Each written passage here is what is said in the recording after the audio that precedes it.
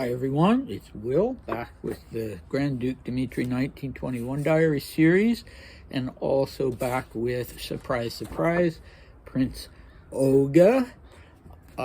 He plays into the diary entry today, and not only that, but I also finally followed through and bought a copy of his memoirs yesterday. You can get them on Amazon for only 99 cents. And I've stupidly already forgotten the title, but I'll give you that information next time. It's not a great copy. With 99 cents, you get, the occasional missing word and that sort of thing, but it's readable.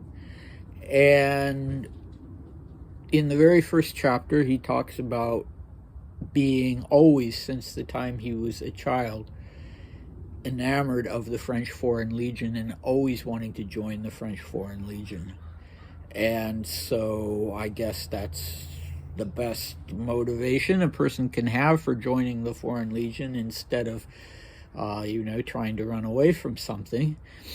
So I guess that he just was waiting for his chance, and he was a man rather like Winston Churchill, apparently, who actually enjoyed war without making any value judgments. There simply are people like that. And so he says that in Denmark was a neutral country and it wasn't involved with conflicts, and he went as an observer apparently to the conflict between Greece and who was it? And then there was one involving Italy, and Dmitri had wanted to go as an observer to one of those as well, and Nicholas hadn't allowed him.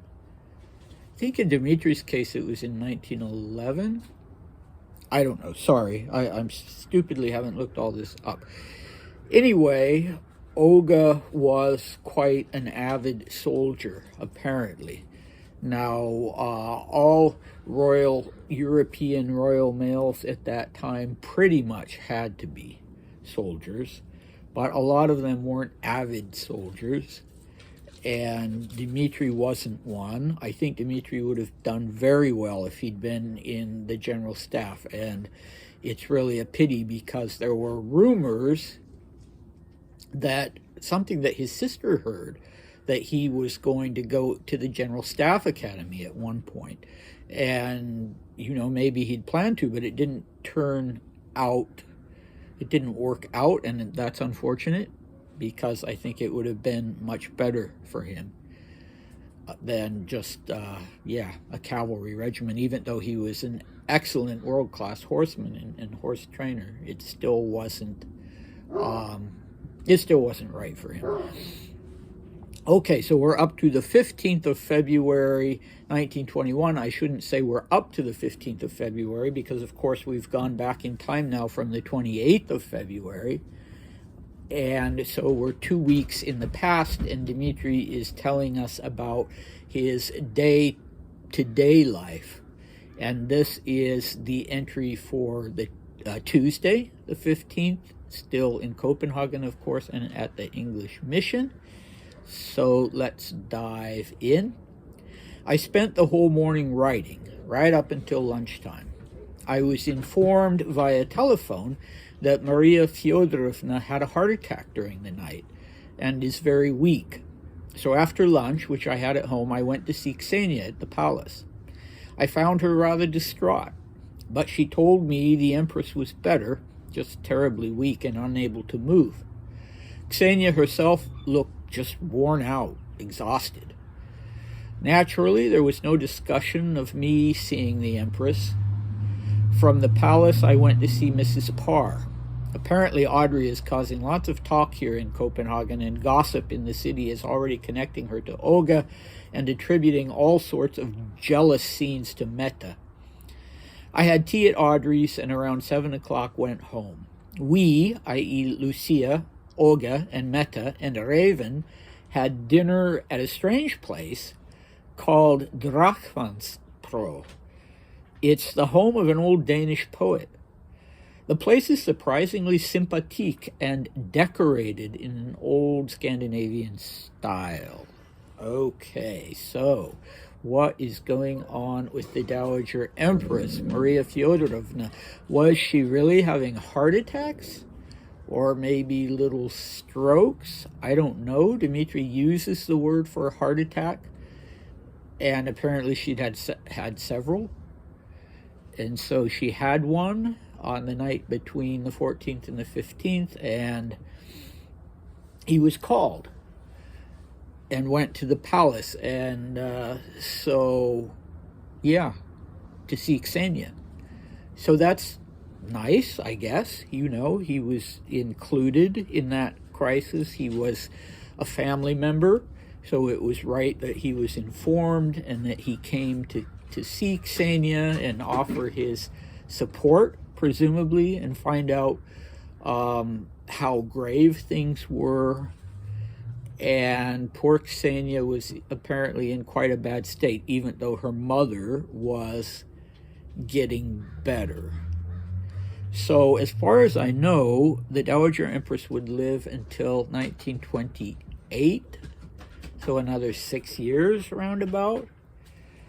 So if this was a heart attack, it obviously was a mild one. If any of you are experts on Maria Fyodorovna, then I invite you and request for you, if you have a chance, to leave a comment about her and what was going on with her, and if any of this is surprising, or if Dmitri misunderstood it. But anyway, you know, that's nice. He hasn't seen much of Ksenia. It's not nice that Maria Fyodorovna had a heart attack, but it's nice that he was treated as a close family member should be in this instance.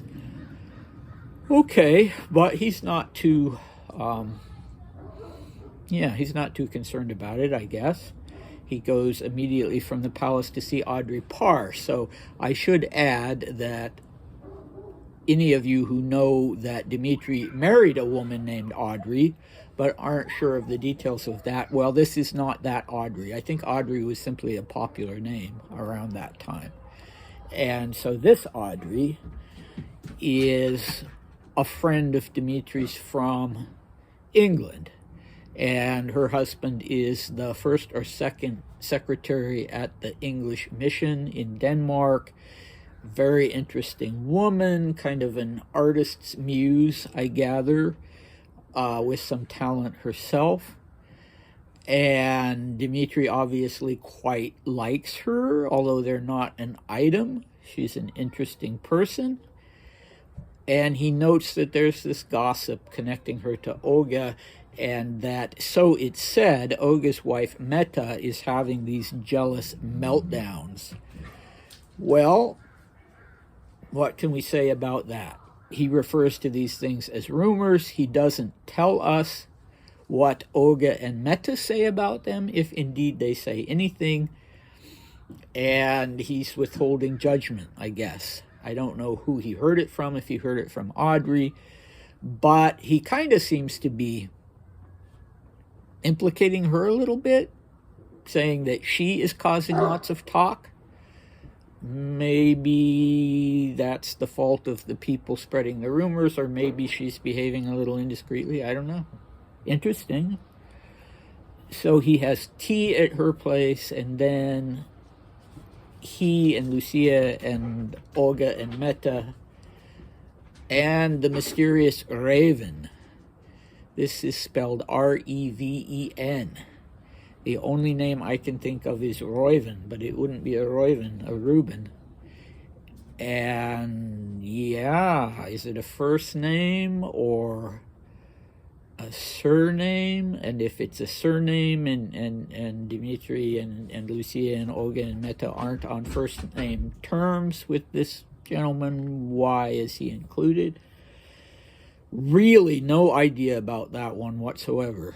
And my colleagues in Russia don't have any idea about it either. So if any of you watching this are Danish, and you can tell us at least whether Raven is a Danish name or not, That would be very helpful. So, the place that Dmitri renders as Drachmanspro, I don't think that's a real word. So the Danish poet that he's talking about was Holger Drachmann, and there is a place in Denmark called Drachmann's Hus.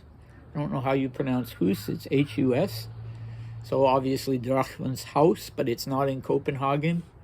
And Dmitri doesn't talk about them driving outside of the town, but I guess it's possible. It was in a place called Skagen. I don't know how far that would have been from Denmark. And when Dmitri says an old Danish poet, you're thinking, maybe, 17th century or something. Well, no. No, Holger Drachmann died in 1908. So, yeah, that's Dmitri's perspective on it, that he's an old Danish poet.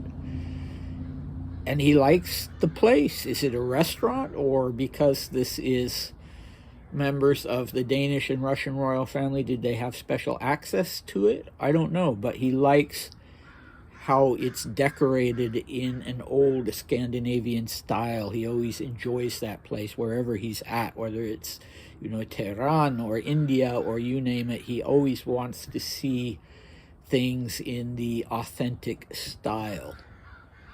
And that's really all there is for today, but tomorrow we'll have a really fun diary entry about the old Dowager Queen of Denmark, Louisa, I think her name was. And Dmitri's going to have a fun time with her. So let's join him for that. And I'll see you next time. Bye.